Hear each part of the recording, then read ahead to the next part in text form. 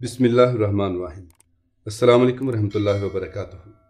पसीने में शराबोर अब्दुल गफूर ने पुरानी इमारती सामान बेचने वाली दुकान पर साइकिल को ब्रेक लगाए। उसकी उखड़ी हुई सांस से अंदाज़ा करना मुश्किल ना था कि वो तवील मुसाफत तय करके आया है। साइकिल से उतरते ही उसने दुकानदार को 30 रुपये देते हुए 10 पुरानी ईंटें तलब की। दुकानदार अपने मुलाजिम से ईंटें देने का कहकर खुद अखबार पढ़ने में मसरूफ़ हो गया। अब्दुल गफूर ने ईंटें एहतियात के साथ कैरियर के साथ बांधी और साइकिल को घसीटता हुआ पैदल ही रवाना हो गया। दुकानदार अचानक किसी ख्याल से चौंका और अखबार एक तरफ रख कर अब्दुल गफूर को जाते हुए देखने लगा। वो सोचने लगा कि ये शख्स जो एक अरसे से हर दूसरे तीसरे दिन 10 ईंटें खरीद कर ले जाता है, इनका क्या करता होगा। इत्तफाक से अगले ही दिन अब्दुल गफूर उसकी दुकान पर 10 ईंटें खरीदने के लिए फिर आ गया। दुकानदार के तजस्सुस ने उससे सवाल करने पर मजबूर कर दिया। उसने अब्दुल गफूर को बैठने के लिए और मुलाजिम लड़के को चाय लाने के लिए कहा। अब्दुल गफूर इस इज्जत अफजाई पर हैरान होते हुए करीब ही पड़े मूड़े पर बैठकर सवालिया नज़रों से दुकानदार को देखने लगा। कुछ देर की खामोशी के बाद दुकानदार ने गुफ्तगू का आगाज़ किया। अगर बुरा ना मानो तो मैं तुमसे कुछ पूछना चाहता हूँ कि ये जो तुम हर दूसरे तीसरे दिन 10 ईंटें ले जाते हो, उनका क्या करते हो। अब्दुल गफूर ने ज़रा सा तवक्कुफ करने के बाद झिझकते हुए जवाब दिया, मुझे दरअसल 1500 ईंटों की ज़रूरत है जो मैं इकट्ठी खरीदने के काबिल नहीं हूँ। दिहाड़ीदार मजदूर हूँ, कभी काम मिलता है कभी नहीं।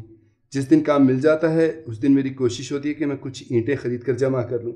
1500 ईंटें किस मकसद के लिए इकट्ठी कर रहे हो। घर के सहन की दीवारें ऊंची करके अपने प्यारे नबी सल्लल्लाहु अलैहि वसल्लम की नसीहत पर अमल करने के लिए। वो मुबारक नसीहत क्या है। एक शख्स ने हुज़ूर अकरम सल्लल्लाहु अलैहि वसल्लम की खिदमत में हाजिर होकर अर्ज़ की कि इसका अच्छा भला कारोबार कुछ अरसे से इंतहाई मंदे का शिकार हो गया है। तंग दस्ती की वजह से 2 वक्त की रोटी पूरी करने के लिए उधार की नौबत आ गई है। नबी पाक सल्लल्लाहु अलैहि वसल्लम ने उस शख्स की बातें हमदर्दी के साथ सुनने के बाद मशवरा दिया कि वो अपने घर के सहन की दीवारें ऊंची कर ले, सब ठीक हो जाएगा इंशाअल्लाह। वो शख्स हुज़ूर अकरम सल्लल्लाहु अलैहि वसल्लम से मज़ीद कोई सवाल किए बगैर रुखसत हो गया। कुछ ही दिन के बाद उसने आपकी खिदमत में हाजिर होकर इंतहाई मुसरत भरे लहजे में बताया कि उसका कारोबार चमक उठा है और अल्हम्दुलिल्लाह कर्ज भी उतारने के काबिल हो गया है। लेकिन उसकी समझ में ये बात नहीं आई कि सहन की दीवारों का रिस्क में तंगी से क्या ताल्लुक था। नबी अकरम सल्लल्लाहु अलैहि वसल्लम ने मुस्कुराते हुए उसे समझाया कि उसकी गली से एक यहूदी घोड़े पर सवार होकर गुजरता था। दीवारें छोटी होने की वजह से सहन में काम काज करती उसकी बीवी पर यहूदी की नज़रें पड़ती थीं। इसी बेपर्दगी की वजह से रिस्क में तंगी आ रही थी। दीवारें ऊंची होने से बेपर्दगी ख़त्म हो गई और रिस्क में बरकत आ गई। सुभान अल्लाह। दुकानदार के मुंह से बेसाख्ता निकला। कस्बे के आखिर में बर्ग वाली गली में मेरी एक छोटी सी कोठी है। अब्दुल गफूर ने अपनी बात जारी रखते हुए कहा, जहाँ मैं अपनी 8 और 7 साल 2 बेटियों के साथ रहता हूँ। सहन की दीवारें ना होने के बराबर हैं। मेरी कोशिश है कि इससे पहले कि बेटियाँ बड़ी हों सहन की दीवारें मुकम्मल करके नबी पाक सल्लल्लाहु अलैहि वसल्लम की हिदायत पर अमल कर लूँ ताकि बेपर्दगी की नहूसत से बचा रहूँ। बहुत नेक जज्बा है। कितनी ईंटें जमा कर चुके हो अब तक।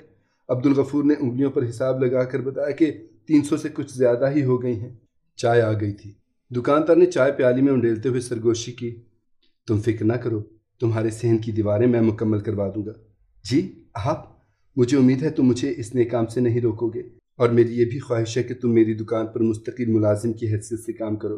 अब्दुल गफूर की आंखों में नमी तैर गई। वो गैर इरादी तौर पर आसमान की तरफ देखते हुए सोचने लगा कि रब्बे ताला कितना करीम है तू कि नेक काम के इरादे पर ही अपने बंदे पर इनायात के दरवाजे खोल देता है।